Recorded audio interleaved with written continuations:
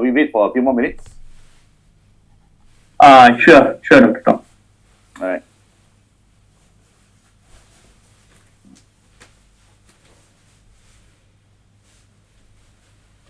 Dr. Tom, you're now co-host, huh? You can share the screen. Okay. Let me just share the screen.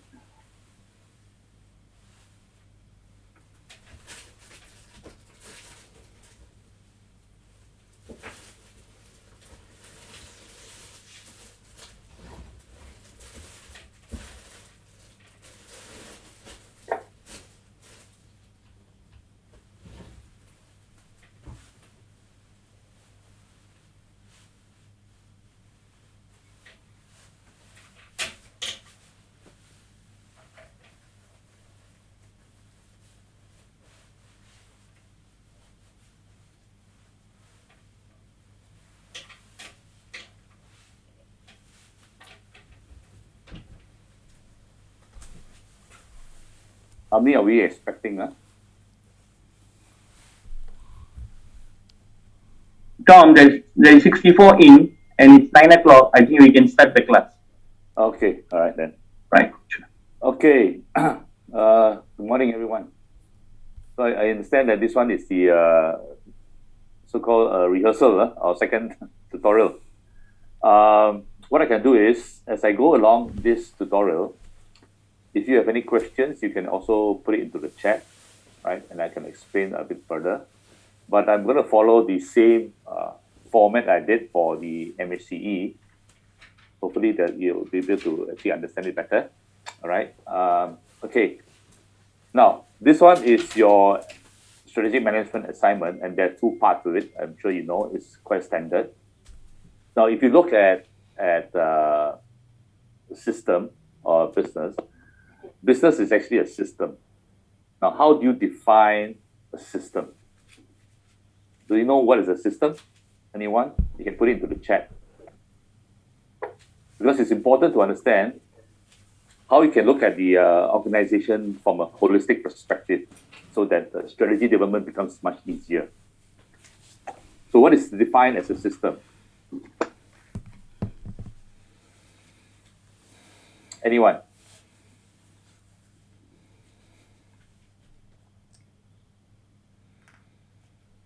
No one? Okay. So basically, a system is something, right? Culture. Okay, things working together. Okay, that's good. Basically, it's something, right, that has a boundary. So it operates within a boundary. So, like example, if you talk about a system, a business organization, it operates within a boundary, right? There's an objective to the system, right? And what it does is it takes in input, the raw material, things from supplier. It processes the raw material and comes out with output. And more importantly is that it has a feedback, the feedback loop. So basically, a system consists of a boundary, input, has an output, has a feedback, and within the system, you have components that are actually working together. Okay, sorry, yeah. You have components that are actually working together. Right, now, if I were to ask you, if you have a particular budget, limited budget, right? And where would you spend the money on making the system more efficient? Would it be the input? Would it be output? Would it be the feedback systems? Would it be the individual component? Or would it be the processes that or interdependency that links all these components together? Where would you spend that limited budget on to make the system more efficient? So where? Processes. Processes in, when you talk about processes, good. Processes is actually the link between the different components, isn't it? Right? Like example, if you have a car is a system. And you have the wheels, you have the engine, you have the gearbox all working together. If you spend money on making the engine more efficient, but the connection between the engine and the gearbox is not there, then it becomes not efficient at all, right? So same thing. An organization is a system. Okay, organization consists of course, a hierarchy, right? We have individuals managing, let's say, teams, and this team comprises of individual people. Okay, so this is actually a system. Organization takes in input, goes through the different departments, and comes out with output, right? Now, if you look at an organization, a typical organization consists of many departments. Okay, so those are the components. And one of the problems of typical organization is that sometimes these departments do not work well together. They are run by through, let's say, job description or team description. So example, if you have a request, let's say from a customer, and this request is new, you pass it to, let's say, the sales and marketing. Now, sales and marketing will follow a certain process, will follow a certain description. But this new request is not part of the description. What do you think they'll do? They'll probably push it to maybe another department, right? They'll say, this is not part of my responsibility. Let me push it to another department. When it goes to another department, right, then the department will say, no, this is also not my responsibility. So where does the new requirement hang? It will hang between the two different departments, right? And this is something called the white space in organization. And sometimes, if you look at it, this happens to all of us. You will have a request to a company, and when you call out the company will say, "Oh, sorry, let me look for it." Because they are actually that request is hanging between departments. Okay, but for a customer, they don't look at departments; they look at the organization as a whole, right? So, in order for you to meet the requirements of the customer, your different departments must work together very well. The processes that links the departments must be aligned and must be also be adaptable to any new request that comes in from the customers that are not part of their so-called SOPs. And this is where maybe HR comes in, isn't it? Because you are actually train the people to actually be adaptive to the environment. Okay, so business enterprise is a system, consists of different departments, consists of different processes, consists of different linkages. Now, if you look at strategy development, there are actually two ways to develop strategy. The first is a plan or classical method. And this is what we have been doing many years, for many years. So when you talk about plan or classical, the first thing they do is to understand the environment that they're operating in. So they do this macro analysis, right? Which is using things like Pastel. What are changes in politics? What are changes in, let's say, consumer behavior, in technology, in legal aspects? They understand all these things. Then what they do is they will understand how those changes will impact the industry that they're in.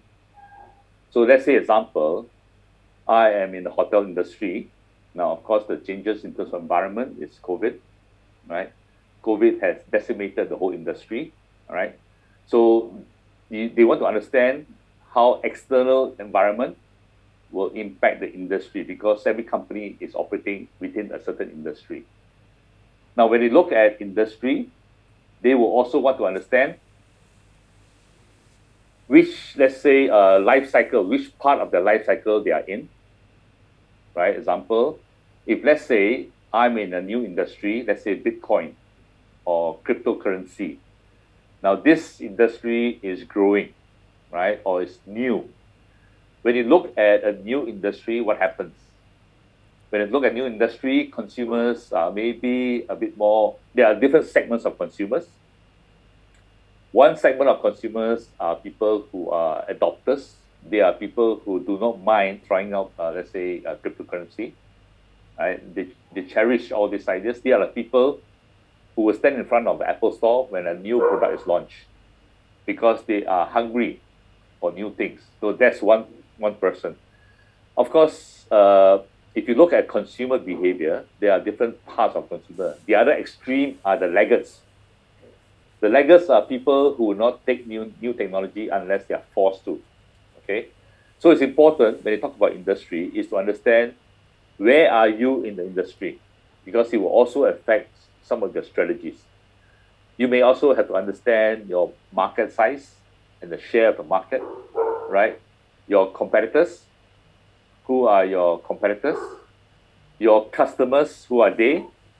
And the stakeholders within the industry that may influence the way you do the business.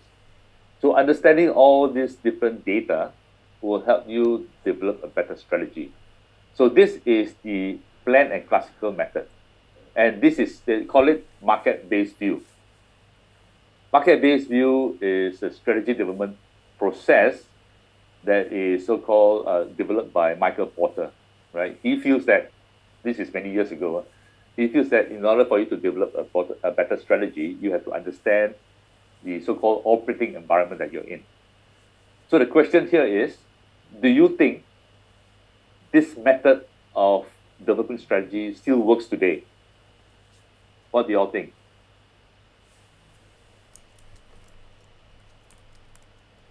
Does this method of understanding the environment, understanding the industry? Okay, no. Why not? So those who say no, why not?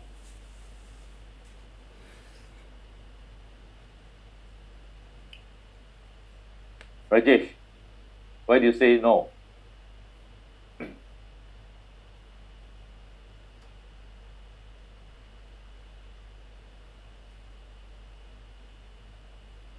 Or Celestina?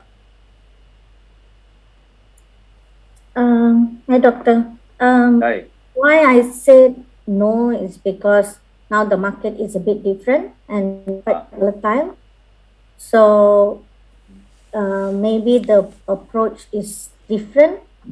How we are have to get the market base.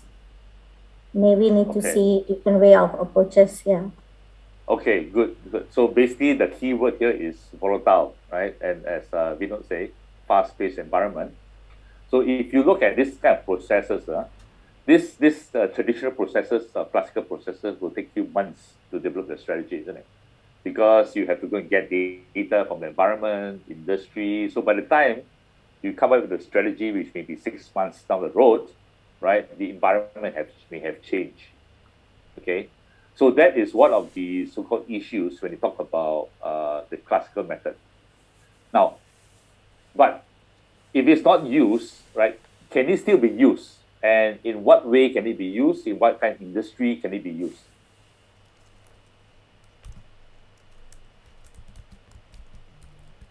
Anyone? Where can it be used?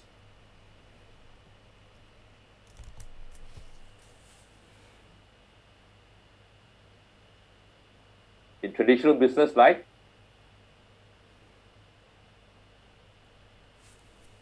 So it depends. Okay, it depends. Now, retail shop also may be fast moving, right? The business changes, the so-called the consumer behavior changes, right? Food sometimes it changes.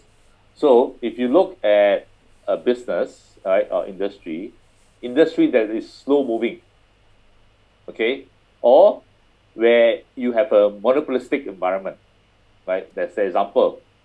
If you talk about the Naga, or you talk about Alam Flora, they are the only provider, isn't it? So whether they want to change or not, you have no choice, isn't it? You have to follow their strategy they're doing because they are the only provider. So it depends on the kind of industry you're in. If the industry is slow moving.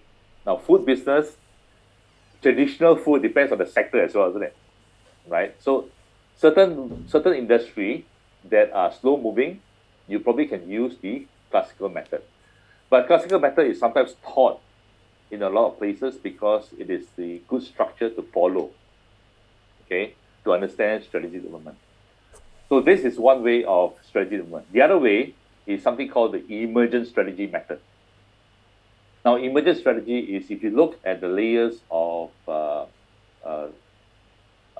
your organization, the layers in your organization chart. Now, the people that are closest to the consumer may be, let's say, your telemarketers, maybe your customer service. So, example, if let's say you have a big organization with hundreds of people, and your strategy has been developed over many months, right? And you have implemented the strategy, let's say for the last 1-2 years. Then when the environment changes, right, the people who understands the changes in the environment, right, through the consumers, are people that's closest to the consumers. So what happens is, let's say, example, a customer is looking for something new. They will talk to the customer service people. Now, if the customer service people have the so-called autonomy to provide that kind of service to the customers, that means they don't have to go through a lot of red tape to provide these changes in the organization and service the customers, right? The customers will be happy. What happens is when they take down these new processes, right, to service the customers, and these new processes gets adopted by the organization, throughout the organization, this is something called emergent strategy, right? It emerges from the daily interaction with the consumers in another way of speaking, okay? Now, this method of strategy can only work if your organization is agile enough, if the people are trained enough, right? If the processes, example, they don't have a lot of red tapes to do that. So that is emergent strategy. Now, emergent strategy, when you want to look at emergent strategy, what you want to look at is the core competency of your organization.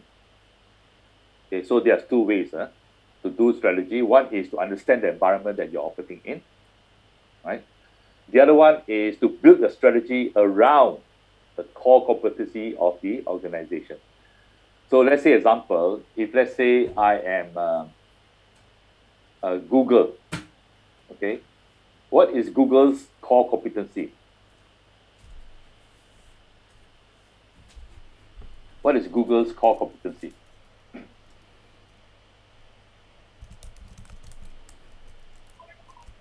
Search engine. Good. This database of information, right? Search engine is just a method, right? A channel for them to use the data to disseminate the data.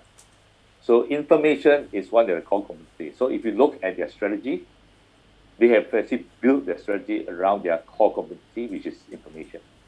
If you look at Apple, what is their core competency? Mobile phone market. No, if you look deeper, App. it's innovation. Innovation. Right? Quality, isn't it? So whatever they do, whether it's mobile phone, whether it's the watch, whether it's the tablet, they have all the same essence, right? Quality and innovation. They always come up with something new compared to the market, isn't it? So that's where their core competency is. Okay. So strategy development can take both ways. One is your market-based view, and one is the using your core competency. Now, your assignment follows the traditional method. And that's why in I think number 2, they will ask you to understand the environment that you're operating in. Okay. But you can also put in certain things about your core competency. So you match out your analysis of the environment with your core competency. If you have in an organization that you choose, then come up with a strategy, which I'll go through step by step first. Okay. So you understand, right? So when you talk about core competency, now the left one is something called market-based view, isn't it? So when you talk about core competency or emergent strategy, it is something called resource-based view. Resource-based view. Okay, that means what are the resources you have that you can tap onto to develop your strategy around. So example, if you have a company that has many branches, that is a resource. So distribution could be a core competency. Or you have a huge access factory with access to, let's say, certain raw material, which nobody has, then this could also be your core competency. So when you do your assignment, right, obviously the focus will be your market-based view, but if you think that when you analyze the companies that you have selected and they have some core competency, you can actually match, right, and use strategy based on their core competency. Okay? So that's how, in terms of the strategy, it works. There are two approaches. One is plan and classical, one is emergent. Now, I'll go through the plan and classical methods for your assignment.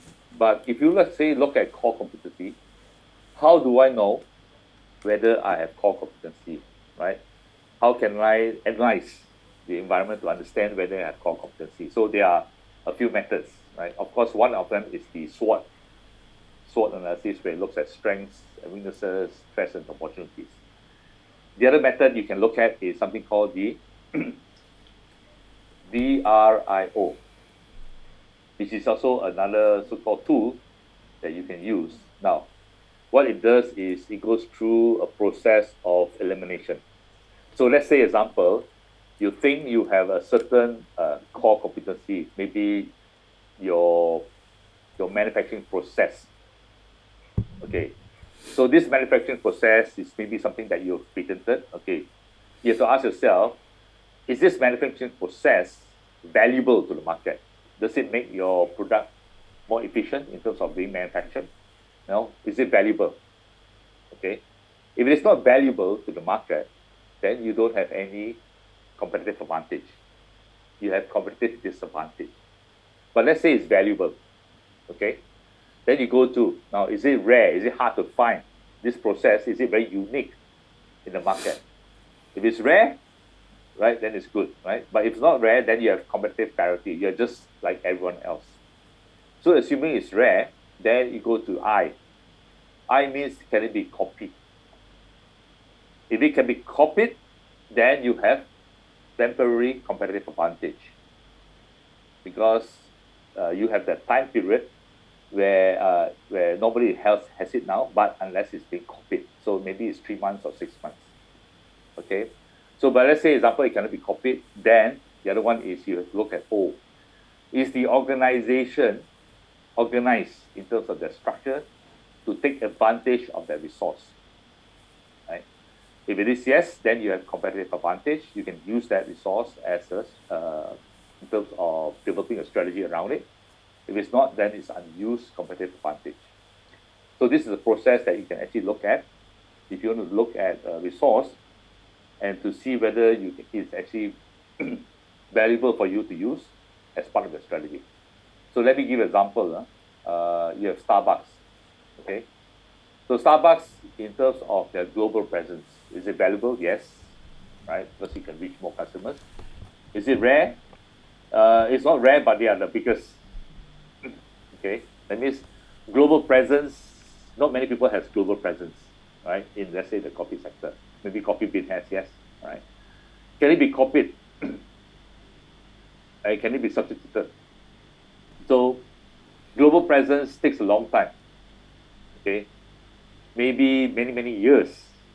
So it may have advantage for that years, right? But the thing is, every time it's expanding, so people will be very hard to catch up as well. Okay, so if, let's say, for this example, it cannot be copied, and is it organized to be exploited? Yes. So from this perspective, the global presence is something that can be tapped on. This is their core competency. But if you look at specialty coffee is not rare, because everybody else has specialty coffee. Right? The small artisan coffees, they are all specialty coffees. So these are normal to them, right? Or if you look at upscale and cozy atmosphere, people can copy the concept, right? It just may need some time only. Okay, so for that particular upscale and cozy atmosphere, it is just temporary competitive advantage. So if you look at this chart, Starbucks will actually rely on their global presence to create a strategy. Okay, so does this make sense, this framework, to all of you? Yeah. So I don't expect you to use it if you don't want to. This is just for additional information. Okay. Okay, let's go into assignment 1. Now, these are your tasks in assignment 1, right? Task 1, task 2, task 3, task 4, task 5. The first one is strategic direction that the company has followed in the past, and which strategic thinking has developed within the past 5 years. No, now you are supposed to be a consultant. You are supposed to select an existing company. Now, when you select a company, I will always advise you to look at a public listed company. Why? because public listed company has a lot of information out in the web which you can use, right? Maybe even from their annual report, they will have some ideas, or will put in some ideas about strategy as well. So there's a lot of information there.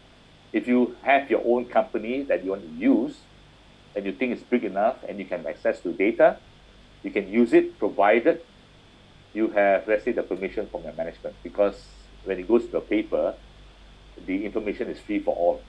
Okay, so be careful with that. If it's too small, I wouldn't suggest it, because maybe you may not have enough information for you to do a lot of analysis. Okay, so the choice is yours, right? Medium size, big size, but I would suggest that you can go for a public listed company, because there's many and you can get all those data. The second task is, of course, to understand the industry that you're in, the company's in, right? That means the appropriate frameworks. So you can use your common pastel, you can use your Porter 5 forces to understand the industry as well as the macro environment, right? You can also look at your competitive advantage that you have among, that means you do analysis of your competitors and see how are you better than competitors. And then from there, you summarize and look at the industry scenarios, right, within the company, or where the company is operating. Task 3 then goes further and to understand whether the mission and vision of the company that you've selected is aligned to the current environment, and also look at your company's strategic capabilities. So strategic capabilities is where you can do your SWOT, or you can do the VRIO that I just mentioned earlier. Then task 4 is to discuss possible strategies, and then task 5 is the resources to actually implement the strategy. So if you were to ask me, your writing, right, out of 3,000 words, most of your writing will have to be in 2, 3, and 4. Okay, this will probably be about 70% of your assignment, and this is where most of the marks goes in. Okay, so if you look at your assignment, if you look at the marking scheme, you probably can allocate the number of words according to the marking scheme. All right. So this is a typical. This could be a typical. This could be a typical table content where you have introduction. This is where you talk about your industry overview, a bit about your macro environment, then talk about your company background, and talk about the strategic thinking. That means when you talk about strategy thinking, what have you been doing previously? So let's say, example, you have chosen, let's say hotels, maybe a particular hotel has been the traditional hotel, they have been just renting out rooms, right? But maybe over the last 2 years, you may have seen a change because of COVID. They have now rented the rooms not as a hotel, but maybe as a co-working space. Okay, so they have shifted their model, right, because of the environment. So this is maybe something that can happen as well, right? Yeah, for a quarantine stay. So those are things that have, you can look at it from that perspective. So are there any companies that have shifted? Example, maybe for the sake of argument, Proton, last time they were focusing very much on, let's say, example, a certain segment. But maybe now because of changes in the environment, people are now going for SUVs or electric cars. They have shifted their business model or their target market. So this is also a shift. So here is, yeah, Mark saying as well, right? So different people have different change. So here is thinking about introduction, talking about the company they've selected, and thinking about what they have been doing, okay, for the last 5 years. Does it make sense, all of you? And this data, you probably can get it very much from your analysis from the website, from maybe understanding maybe the last 5 years, what have you been doing, what have you been selling, maybe the products have been changing, right? The way they specialize in certain things have changed as well, okay? Maybe they move from, let's say, property to now, let's say, food. So those are things that you can look at. Now, then we go into macro environment. Yeah. Task 2.3, the probable industry scenarios facing the company within existing market domains. This is referring to current core market challenges. Yeah, those is where you have to understand the current industry that they are operating in. Okay, and this is where macro environment analysis comes in. You have to understand. So this is a company, let's say example, a company that's operating in the industry. What is the industry like? So this is where you have to do a quarter five horses scenario analysis, right? And even a bit of competitor analysis. Right? Lee, does that make sense? Yes, doctor. Thank you. Okay. Because what they want to do is they want to understand, right? Because you talk about your number three, is your vision and mission and how it changes. Okay. So they want to see, okay, they've been operating like this for 5 years, last 5 years. Today, the industry is different. Okay. And then this leads to number three. Do you think my vision previously is aligned to the current industry now? Do I need to change? Right? Has my capabilities changed as well? Okay. So this is the story that you have to actually work on. Okay. So when you do a macro environment analysis, you are trying to understand the environment that they are operating in. And this is where you can use tools like Pastel and Five Forces. You do not need to use a lot of tools. It's up to you. Okay. So the most used tool will be things like Pastel or Five Forces.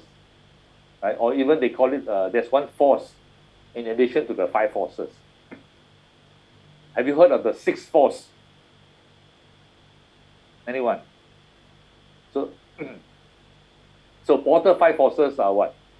Buyers, suppliers, what else? New entrant, yes, what else? Yeah, so customers are buyers, yeah, what else? Substitute, another one? Another one is rivalry, correct. Okay, now, so these are your typical five forces, right? But there's also another sixth force that may make the industry attractive. So let me give you a scenario. Let's say you want to go into becoming an entrepreneur and you have 1 million ringgit. Would you become a dealer for Apple products? You know, like the, what do you call it? The machines, you know, which is a dealer for Apple products, that's selling iPhones, selling Macs and stuff. Would you do that? 1 million, okay. Assuming 1 million will be enough, assuming. Not high rivalry. What else? Does anybody have any answers that will say yes, they will do it?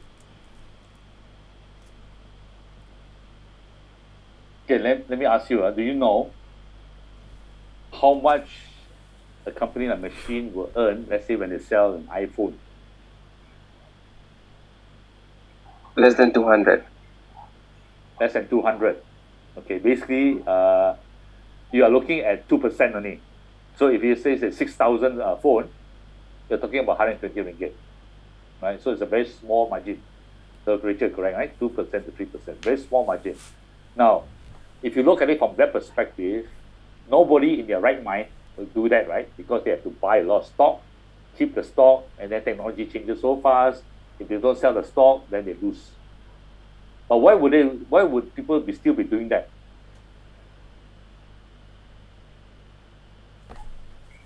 Accessories, correct. If you look at a person who buys an iPhone, the first thing they'll do is only buy the iPhone, or rather approved accessories, which will cost a lot of money. Then every few months they will come in and change the accessories. So over the three-year period, and the iPhone lasts a long time, right? Sometimes it can last for 5 to 6 years. Over that period, you probably have spent thousands of ringgit on accessories, and because the shop that sold you the iPhone is good service, you may always go back to the shop, isn't it? So that is something called complementers. It's like example, when you buy a printer, now all the brands are equal, all the features are almost equal.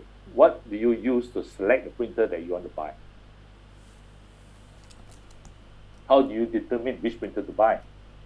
It's the ink cost, right? So these are complementers. So sometimes industry, when you look at the five forces, it may not look attractive, but because of complementers, it may be very attractive to you because you make money from the complementers. It's like the razor and blade model, where you give out the razor free, but the blade you have to actually keep on buying. Right? So this is something that you can look at as well. Huh? Now, after that, once you've done your task 1, 2, 3, then you come up with your strategic initiatives. That means what is your new strategy that you're recommending for the company that you have selected. And then look at the resources that are required for you to deliver the strategy, and then the conclusion. So that's the storyline that you have to look at. Any questions in terms of the table content? Is it clear? Yes, Tantini. You have a question? Do we have to do? Yes. You remember here? If you look at strategic capabilities, yeah, this is where you can do your internal environment, basically your SWOT, or like I said, the BRIO. Okay, so you can actually match up. Oh, this is changes. I happen to have the resource or some capability to take advantage of the changes, and that could be my strategy. Does that answer your question, Nantini? Okay, good. So, if I look at it from the overall picture, the task 1 is to describe your business, right, that you selected. That means task 2 is to understand the environment that you're operating in. Task 3 is to look at your so-called internals, right? That's where you do your understanding of your vision, mission, your internal analysis, right? Where you can look at SWOT. Maybe you can look at leadership skills. Maybe you want to look at structure. Maybe structure could also be an advantage, isn't it? Example, you found out that this company is very agile in the structure, or the culture is very innovative. That could also be an advantage, right? So those are many, many ways you can look at your company.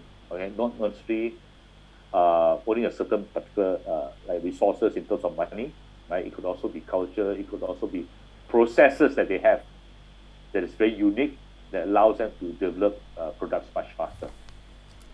So this from here, then you're trying to understand whether I should change my current strategy or not, right? Then from there, you look at your new strategy. So example, you could use the Porter generic model differentiation or niche or cost, right? And then after that, number 5 is look at resources to support the strategy. Mainly, how if company provide different product or services, it could be different product lines and different strategies, for example. Okay, so if it's a big group like that, the giant group, I would suggest that you focus on one particular industry, maybe hotels or the property, right, or something within the industry. Because if you're doing the whole Vijaya group, it'll be too much. Okay, so choose a particular industry. Besides companies that were negatively affected by COVID, could be yes, you could choose companies that have taken advantage. I mean, it's a bad word to say, but taken advantage of COVID and become even better. For example, if you look at all the Grab, all the Netflix, most of their growth has been during COVID, and 70% of it. Jeff Bezos became richer by 70% more because of COVID. So you can do that as well. So it doesn't mean they have to be negative. It can also be positive. And what you want to do is to talk about the changes that they have done to adapt that. Okay. Do we need a business model canvas as well? Not necessary. Okay. Okay. So basically, yeah. So not necessary to have a business model canvas. If you want to do it, that's fine. Okay. You can just put a table to draw your business model canvas, and then pick out certain things that you want to talk about. I'll leave it to you. All right. So are you clear on the so-called storyline that you have to write in terms of your assignment? Yes. Okay, good. Dr. Tom? Yes. Okay, come again. If the company has got something like diversification's quite even, you know. Out of five or six divisions, they've got something like three anchor, which is roughly around 20-25%, which contribute to that operating margin like that. How do we use this company and fit into this assignment? Okay. Okay, so you say that this company has many divisions. Just choose one division. Don't have to choose all the division, because then your paper will be maybe 30,000 words, because you're talking about so many divisions. So choose one division that maybe operates in one certain industry. Okay, thank you. Does that make sense? Okay? All right. Mm-hmm. Is it possible to get exact breakdown on number of words for each task? Okay, so I guess let me go back to the assignment. Okay, so I would think that let's say example introduction will probably be about 500 words, because you're talking about company background and strategy thinking, right? And your conclusion maybe be about 200 words, so that's about 700 words. Okay, resource implication I would say about 300 words, because you're talking about what kind of resources you need, right, to support your strategy. So this one may be a bit more descriptive writing. It's not so much analysis in it. In the way it is, you have to explain why these resources is important for your strategy. Okay. So your 1,800 words will be surrounding the macro environment, strategic capabilities, and strategic initiatives. So I would say you can also divide it almost equally, maybe 600, 600, 600. Right? So that's kind of a general word count that you can look at. Is it okay, Utaya? Are you all clear? Okay, good. But don't take it as literal. It depends on how you are explaining things, right? Right. But in general, your 70% of your paper will be focusing around the 2, 3, 4. Okay. Okay. So let's talk about synthesizing your information. Of course, you have your background information, right? And this is where you talk about, I mean, this is just up to you, whether you talk about network or market share. Now, sometimes you may want to talk about market share because you want to show that you have this is your so-called competitive advantage, market share. You have 80% of the market, for example. So this is where you can show that you have strength, okay? So it depends on you, right? Then, of course, you talk about the industry life cycle, core markets in general, but this is more expanded in part 2. Okay, so this is where you talk about here background, then talk about environmental analysis. Now, then section 3 is talk about strategic capabilities. So strategic capabilities, you are trying to link the story is like this, because okay, when I look at a lot of assignments, sometimes when they come up with the strategy part, right, it's somehow the strategy they come up with is not linked to what they talked about earlier. That means the strategy developed has no so-called bearing or no data from the earlier part, the 1 and 2. Okay, so what I'm trying to understand is when you develop a strategy, it must have come from your analysis of the data in 1 and 2. Because most of the assignments I read sometimes, it's as if 2 people are writing the paper. One person is writing strategy, one person is writing the environment analysis. So it's important to always look at how you're linking the strategy that you are going for, right, with the analysis of the data that you've done in the background and capabilities. So when you look at your strategy, right, you're trying to take data from, let's say, your capabilities, your industry analysis, and life cycle to come up with this strategy instead. Does that make sense to you? So the story must be there, the linking must be there, right? It's example.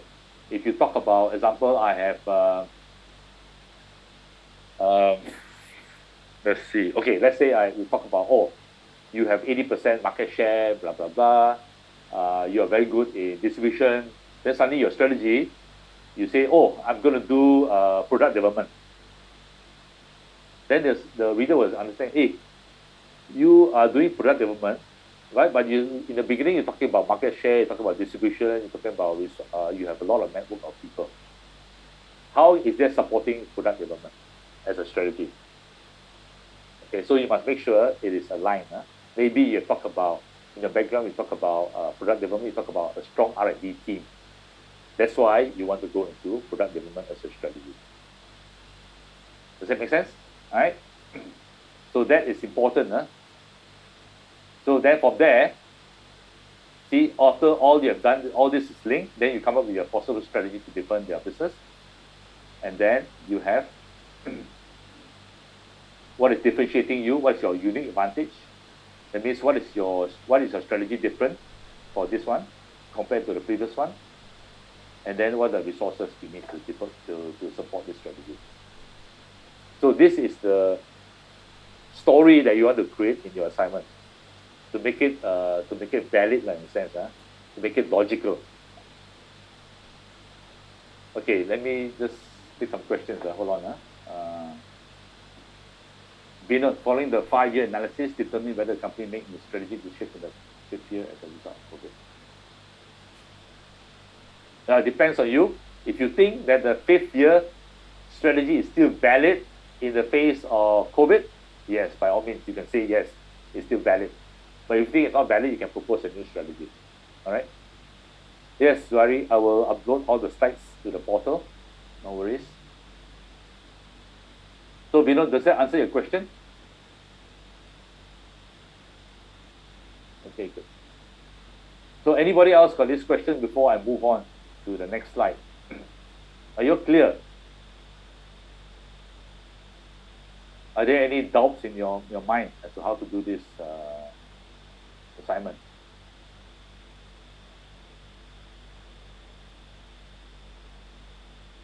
So no question means I take it that you are clear? Okay. Okay, good. I'll leave it after a bit of space for questions. Right? Now, so this is some questions I put in for you to think about as you write your assignment. So these are so-called prompting questions. I won't go through all this because as I upload it, you can probably prompt yourself by asking the same questions. For example, now insights. I'll show you an example of it. Insights. Are there insights you observe? Changes in macro environment. Is the original vision and mission the same? Or should it be changed and why? So when you write, let's say, vision and mission and you say it should be changed, explain why it should be changed. Don't just say, yes, it should be changed. Right? So always try to explain. Remember I told you in the MACE, I talked about the why, how. So ask yourself those questions, why, right? Or how I should change it. Okay, so those are things that you probably want to ask yourself as you're writing the assignment to make it better.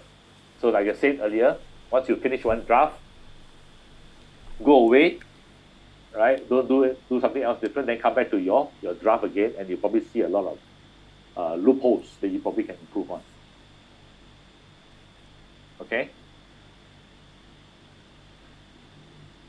So these are questions that you can ask yourself as you do it. Okay. Now, let me go to the next one. This is an example.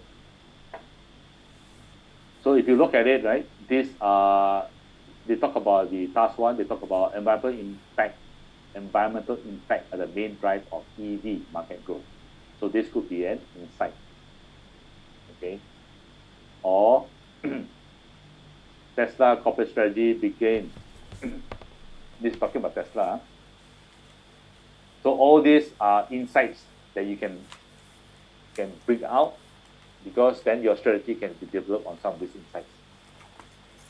So basically, Tesla talked about supplying EV powertrain. See? So they have also changed it. Last 5 years, they're talking about supplying powertrain, then they decided to produce their own cars and then transform from EV manufacturer to sustainable energy. So they have changed from car manufacturer to becoming a sustainable energy solution company. Okay, then they did a better analysis of Tesla's industry. So they look at greenhouse effects, they look at CO2 emission, oil price, social. These are all the changes in the car industry. Okay. Then after that, they look at things like this. These are all important data. So when you talk about your analysis, try to make sure that you put in a lot of facts to support it. So then it's credible. Right? This one is a lot of facts, isn't it? Right? So the cost of energy is narrowing the gap to fossil power. So this one is giving the so-called validity to the strategy, right, for the future. Okay. Then they did a VRIO, and they do a competitive analysis. Tesla's proprietary battery technology offers higher efficiency. So this is where you can also do some competitive analysis to understand how you are compared to the competitors. And also, when you do this VRIO, you can understand where your strength is. Okay, you can do this, or you can use SWOT to do that. All right. Then, what they've done is just do a bit more analysis, right? And then they talk about vision mission. So the thing is, their mission has changed. Accelerate the world's transition to sustainable transport, accelerate the world's transition to sustainable energy. But their vision is still the same. So the question here is, should I change the vision as well? So in this paper, they say it's recommended to revise current Tesla vision statement to align with company's mission statement and reflect the whole company direction. So it's like you as a consultant telling, okay, I think you should change your vision statement because it's not aligned. You change the mission, okay, it's aligned, but it's not changed. You have to change the vision to align it so that people, your company or your people in the company understands where you're heading now. Okay, so this is task 3. This one is if you feel that you want to do a value proposition canvas to come up with your value proposition, right? But you don't have to do this if you don't want to, okay? And then you can see, right, how they've changed. Shifting, sustainable energy. So this is where they talk about their value proposition. Proprietary integrated with solar panel system is one of their strategic capabilities in this new market opportunity. So this is where they try to push in their competitive advantage and where they are good in. So they are looking at this as a strategy in task 4. Okay. So they are looking at by innovation. So competitive advantage strategy by innovation. That means what they are suggesting is Tesla strategy advantage or strategic focus will be innovation and followed by market dominance. So that's their strategy. And if you look at the data before that, it all links to this strategy. So it makes sense, the storyline. Okay? Because they are talking about their technology is strong, right? They are very innovative. They are moving to sustainable energy. Then they talk about how they can dominate the market because the product of their product, right? They talk about their R&D. So all this is supporting their strategy of innovation. Okay? So that is assignment 1. You have a better picture now for your assignment 1 based on the example. Okay, good.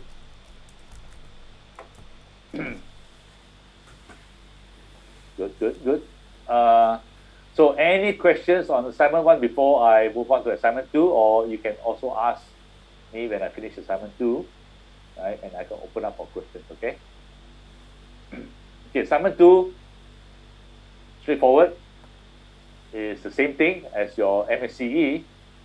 But does the company need to be public listed? I would suggest that you can choose a public listed one because you can get a lot more information from their annual report of articles talking about the public listed company, right? But it's your choice.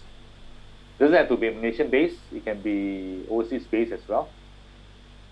Okay, so you can choose Google or Apple or Walmart or whatever. But of course, they would like to see more Malaysian companies since you're all Malaysian. Okay, assignment 2, is now same format as MACE. So this is something you have to do.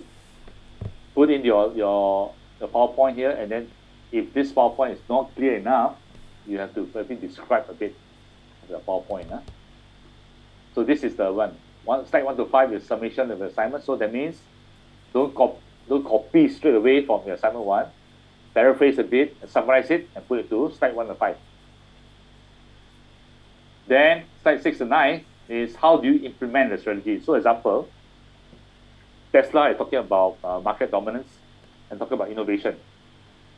So how do you want to deploy this strategy about innovation and market dominance? So you can maybe you can discuss about it in phases. Or phase 1, before I look into innovation, maybe I'll create a department of innovation. Example, I will spend money on training, right? Then I will do some age initiatives, right? Small product. Okay, then I'll go into, after a small product, I'll go to market. Then after I will bring back into the other parts of my company. So this is how you implement it. Okay, your strategy.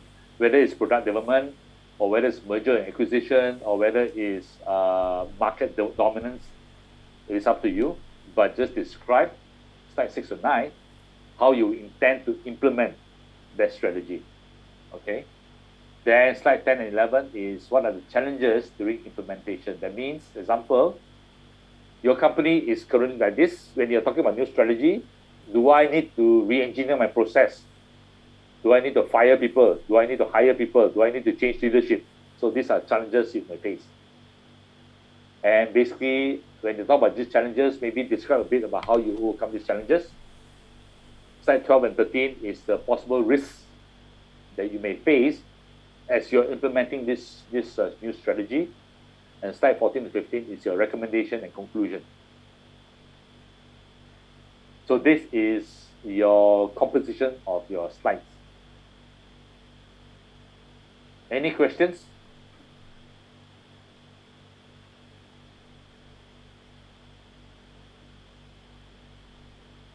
Do you have any questions?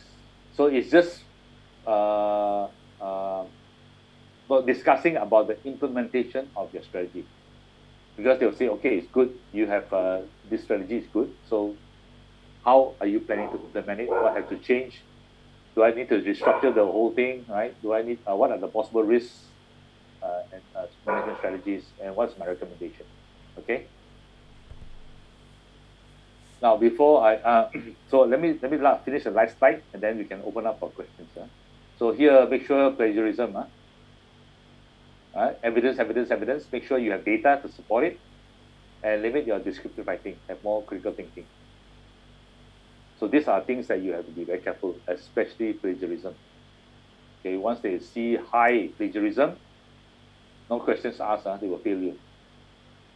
Okay, and like I said, you can use you cannot even copy your own work.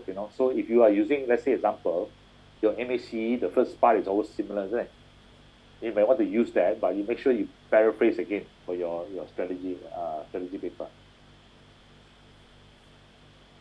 Okay, let me stop here and open up for questions. Any questions?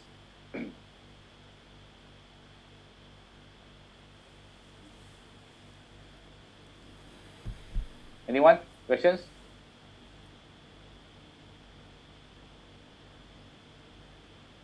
All good.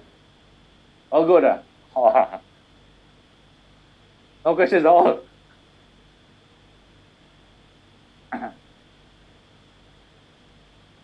Doctor, I have a question, Doctor. Yes. Do we need to make a benchmark with other companies? Not necessary. I mean, you can talk about it in your competitive analysis with your other company, right? To show why are you different from the other companies. Okay? Thank you. But you don't have to benchmark it.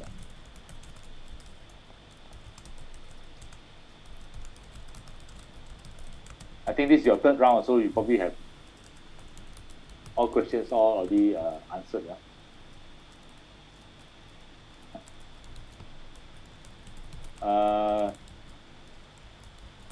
No questions? Yeah, okay. do we have to do both pastel and 5 forces or pastel is enough? I would suggest, because pastel is macro, 5 forces is industry, so at least do this two. It's different. Okay. Can we do a SWOT analysis before talking about? Yeah, you can do that. That's not a worry. I mean, it's a matter of because when you write also there must be a storyline, isn't it? Right. So if it makes sense for you to do a SWOT analysis first before talking about vision and mission, you can do that. So there's no fixed structure. It is how you so-called logically write and spin the things.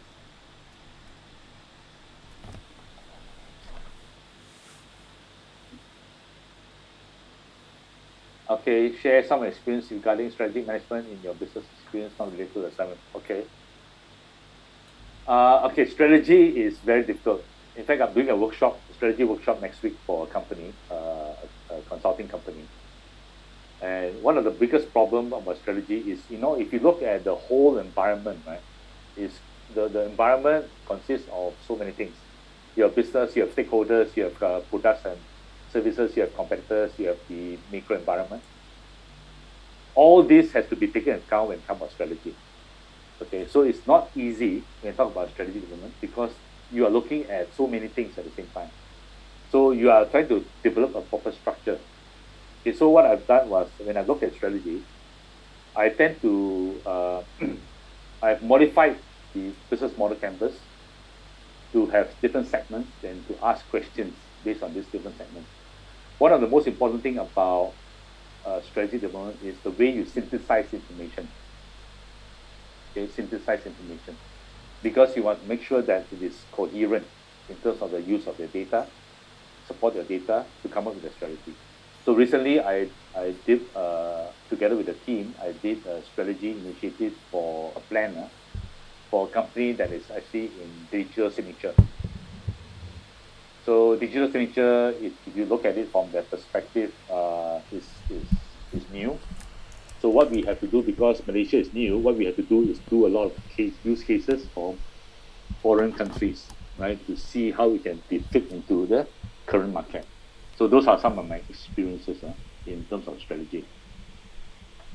Can we just focus on business level of strategy instead of corporate level? Yes, you should be looking at business level, right, from that perspective.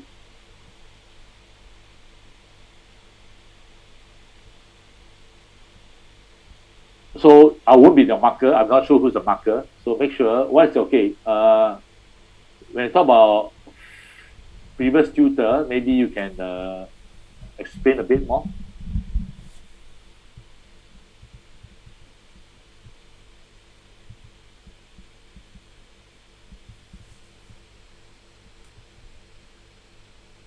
Deegan? What do you mean by the approach is different?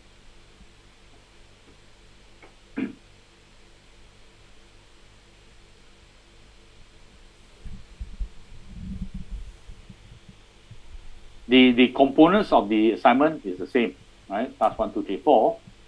I think what they are important is when you write this paper, when you develop your strategy, it must be logical in how you develop the strategy. So your task 1 to 2 to 3 to 4 to 5 must all be aligned together, right? For example, you come up with a strategy of market dominance. Why market dominance in the first place? You come up with a strategy of R&D. Why R&D in the first place? What did you talk about in the previous chapters that would suggest that you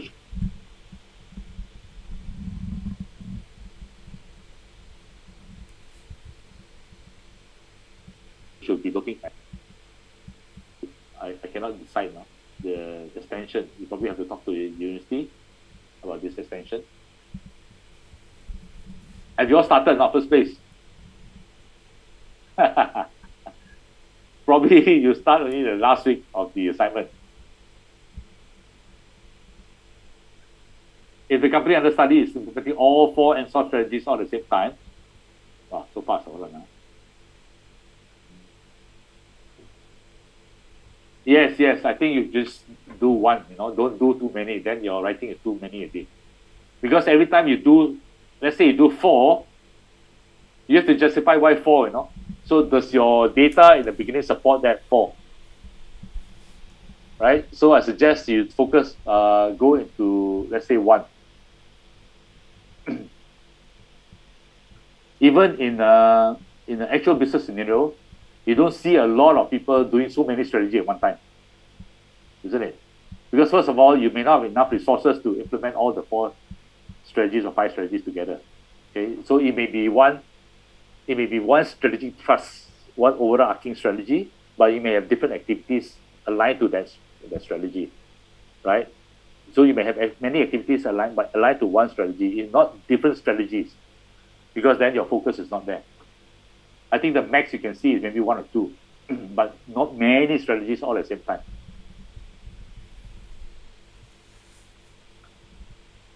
Inside assignment 2, do we still need to mention? That will be under your summary, the slide 1 to 5. You can all put it under there. Okay. Because, example, if you say that you are going to change your vision and mission, right? Maybe they will also impact your implemented the risks, isn't it? Right? So you can talk about it from that perspective. Sure or not, Sai? You start today. So if I call you in evening, you would have given me something, is it? Okay. Dr. Tom, when we're doing the benchmarking, do we have to, is it somewhat similar to competition analysis, or we will have, I mean, I'm talking benchmarking from the perspective of analyzing strategies of competitor. Not so this benchmarking have to be done at the strategy level of the competitor, or we are just looking at the industry level. If we call it level playing field, so there could be many competitors in the same field. So should we do the benchmarking at the playground or at the individual company level? I think individual company level, because you're competing against your competitors in the same industry. So you're trying to tell them what's so different about you, isn't it? Okay. Right? Yeah. But don't have to be too obsessed with that competitor. Don't have to go and do so much work on that. Nah? Just give a hint of differentiation, right? Okay. Are we always referring company strategy capability to the core business? No, I think because you see, if you look at company, obviously you want to focus on the core capabilities in it, which is probably giving you the most income, right? Why should you be focusing on the non-core activities? Even now, you talk about it. Some of your strategy example for non-core business is to outsource. That could be a strategy, right? Oh, so you could, yeah. Sorry, doctor. Example like YTL, I think their core business always on cement. But example, they are also diversified into telco. So if I choose to only comment on the telco diversifications of business, so my strategy always focus on only talking about telco, right? I will not comment so Yes. much about the cement. Yeah, like I said, if you are talking about such a big group, just focus on one sector. Okay. So then the linkage and the thoughts are aligned from the beginning. It's only on the one segment of the business. Yes, correct. Okay. Correct. Thank you, doctor. Okay. In the introduction of 5-year strategy, no, not really. This is your task 1. It's just about analyzing it currently. There's no framework. If you want to, you can use the 7S, but then it's going to be a bit more cumbersome, right? So you just have to analyze and write out. Okay.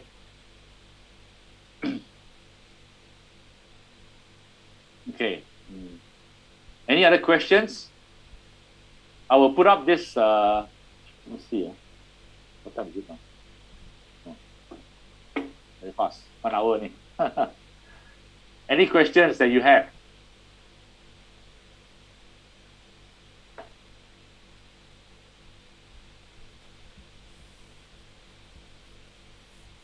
No questions at all.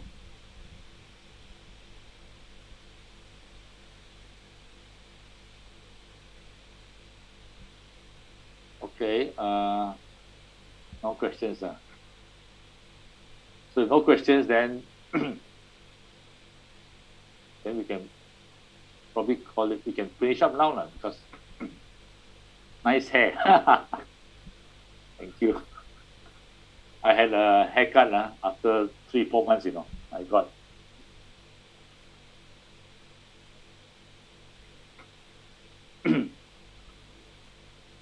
Fully vaccinated, yeah. I'm sure all of you are fully vaccinated, right? I just did my second one 2 weeks ago only. Any good books to refer to strategy management? There is one which is used in academic perspective, but it's quite good. I can't remember the name though. I can't remember the author offhand. It's by 3 authors. It's quite famous when you look at strategy management, when you do a search, it will probably come out. But what the books I'm reading now are a bit different. For example, I'm going to something called game thinking. So game thinking is something new that's coming up. So this is something that I just last year I recently went into. If core business exercise due to the pandemic, do we change the yes? I mean, core businesses, yeah, of course. For example, you have seen some companies have changed the way they operate, isn't it? Okay, so it depends. If it's only temporary because of, if it's temporary, then of course you don't change the business, right? Because their core business, the focus and vision or mission is still the same, isn't it? And because they're changing just for the sake of COVID, then you're not changing the whole vision mission because it's still the same. Do we need to come up with, I think what you need to do, you don't have to come up with a new vision and mission statement, but you probably have to just describe the vision and mission should contain what. Okay, should contain what elements or what focus that they should focus in based on the analysis that you've done. For example, Tesla, they have gone from car to sustainable energy. So you can say that their vision should actually be focusing on sustainable energy now, isn't it? And who knows, in the next few years, their vision may change again because now they're going into space travel. Do you think this is part of sustainable energy? It could be. Okay, so that's where you have to dig deeper in. All right?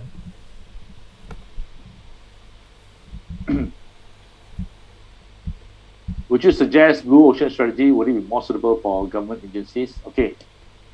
When we talk about strategy, this is important. When we talk about strategy, and we talk about assignment 2, it's the implementation, right? So blue ocean strategy is competing in the new space, isn't it? Now, you can talk about that perspective. This is your blue ocean strategy. Then you have a lot more to talk about in your assignment 2. Why? Because the culture, organization culture is, let's say, example, in government agencies are very bureaucratic. So these are some of the risks that you may face, some of the challenges you may face. Okay, so for an assignment perspective, you can talk about blue ocean, right? But then you can talk about it more, about some of the challenges that you face in assignment 2. Does that make sense? R. Okay, does that make sense? Okay. Oh, Vinod. Okay, this one, Henry Mintzberg is a very renowned strategic thinker. So you can also follow some of his writings. Okay, game thinking. Game thinking is, if you look at things like Netflix, things like Amazon and stuff, their products are very engaging, isn't it? Right? Because game is the same thing. How many of you play games here? You all play games? No time. We'll do assignment. Okay. So if you look at games, right, it's very addictive, isn't it? Right or wrong? Okay. It's very addictive, right? Because they have leaderboards, they have all these leaderboards, they have a quest. Okay. So basically, if you look at it, what game thinking is putting some of these principles into product innovation. So when you look at product innovation, first of all, game thinking, combines both design thinking, combine lean startups, combine system thinking, right, all into one methodology. And what happens is they look at development right from the start. Have you heard of something called the beachhead market? Beachhead market, anybody? No, okay. So if you, this is called the innovation in terms of diffusion of innovation. If you look at diffusion innovation, every time when a new technology comes up, there's a classification of early adopters. Only a certain people will look into this early new innovation. You imagine the first time the Apple tablet came about, right? Do you remember, were you the first buyer or you waited until sometime? When the Apple iPad came out, were you the first buyer or you waited for some time?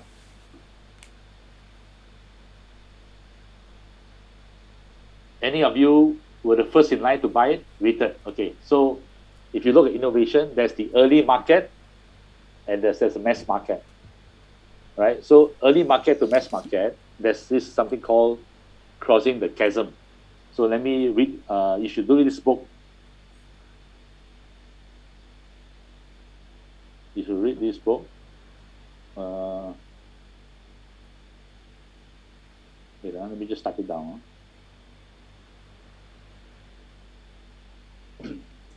You should read this book. This is applicable for any product, new product that's coming out. They call it disruptive innovation. And disruptive innovation, there's always this early market and mass market. And between this early market and mass market, there's this crossing the chasm. So it's very difficult for new innovation to cross the chasm and to go into the mid market. Okay? So people who have done it successfully are the one that experiences a big growth. Things like Netflix, when it first came out, people were not really comfortable with Netflix. They still like to go to the cinema to enjoy the experience. But there's this early adopters that will look at Netflix, isn't it? So game thinking is to understand how can you develop innovative products that are able to take you from the early market to the early market and then grow. So they will look at your habits of people, they will understand the habits of people, they will study the habits of people so that they are able to develop products that are very engaging, right? Very much like the games, isn't it? If you look at games, they are very addictive. So products must have all these elements for it to be engaging. So game thinking looks at it from that approach. So I will be bringing some of these game thinking concepts to Malaysia for the next few months. So look out for it in the Facebook or whatever. Does that answer your question about game thinking? What you can do is, I will give you the website. I think it's,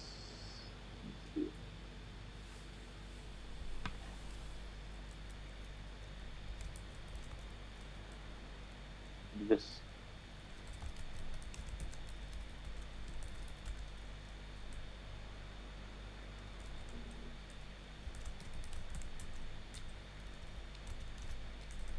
yeah, this one. Okay. Any other questions? Yeah, I have. In fact, you can, let's see.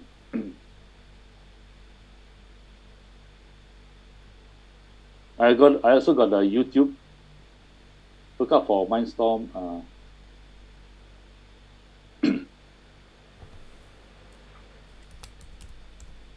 So recently I started my YouTube channel.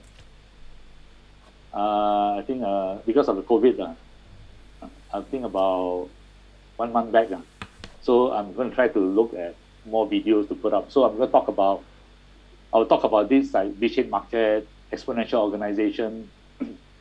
Another one you should look at is OpenEXO. Okay, I think this is the one.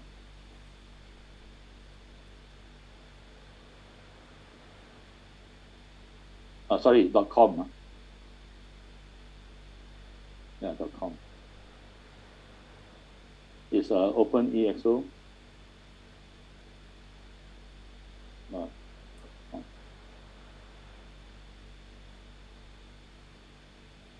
How many subscribers so far for my YouTube? I think about not many. I think 40. Depends on Facebook. I think 100 plus followers. YouTube is still coming up slowly. Oh, thanks, Rachel. Please help me. Thank you, thank you. So I'm actually a certified Open EXO trainer, as well as consultant, and also a game thinking coach in Malaysia. So those are the new things that you may want to explore as you go on, because these are all the new so-called methodologies that they have been using in Silicon Valley, especially in today's environment. All right.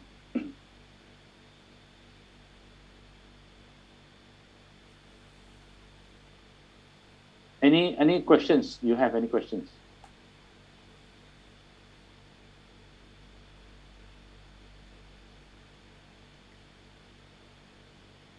No questions. Okay.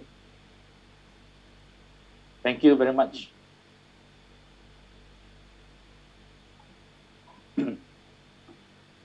Okay. Anyway, you know, yeah. Go ahead. Thank you. Who is that? Somebody asked me a question. Juan, is it? No, Chief, I think all of them are speechless. They are too excited with your. I hope I've given you something. Anyway, if you have any questions, you can always email me. Okay. As long as you follow the structure of the assignment, it should be okay. Okay. So it's a matter of just making sure it's logical as you write. All right. So I will see you. I will see you when I see you. The next, I'm not sure some of you are doing your RM. I'll be doing your RM. What makes people fail in SM assignment? Good question. So, the logic behind your explanation. Like I said earlier, your part one and your strategic initiatives does not align with your part one. And then you have a lot of descriptive writing. There's no analysis. So that's what makes people, what you feel, why you feel your strategy assignment. Okay. I'm sure when you went through your lecture with Dr. Lester, was it easy to understand?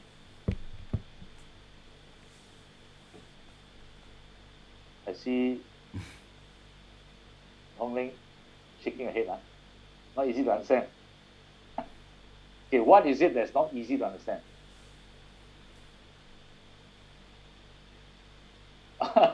He's speaking a different language, okay.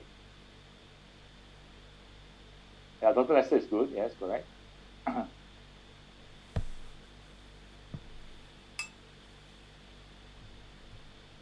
No mind mapping. Okay, mind mapping is not for everyone. It's good. It's a good technique, but sometimes it becomes also a bit more confusing if you're not into mind mapping.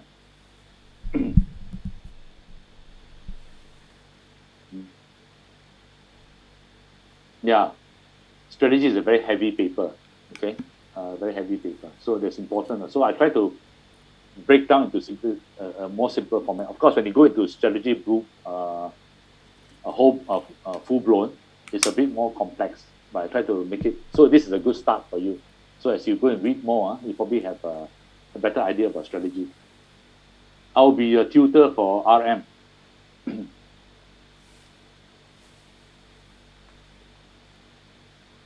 Okay. Okay, good. So have a good weekend. Right? In spite of now they can go out for dining, but also be careful, because now the variant is a bit too viral with it. Okay, so stay safe, everybody. So I'll see you out in the industry, hopefully. Okay. If you have anything, maybe not even in the not part of the assignment or whatever, and you want to reach out to me, just feel free to just send me an email. Okay. Who knows? You can always look at things. Okay. Thank you, Doctor. All right, guys. Thank you very much. Thank you, Doctor. Thank you, Thank Doctor. you. Thank you, Doctor. Thank you, Thank you very Thanks, much, Happy Doctor. weekend. Thank you, Thank you, Doctor. guys. Thank you very much. Thank you, Doctor. Thank you, Doctor. Bye. Thank you, Doctor. Happy weekend all. Thank you. Thank you. Thank you. Happy weekend.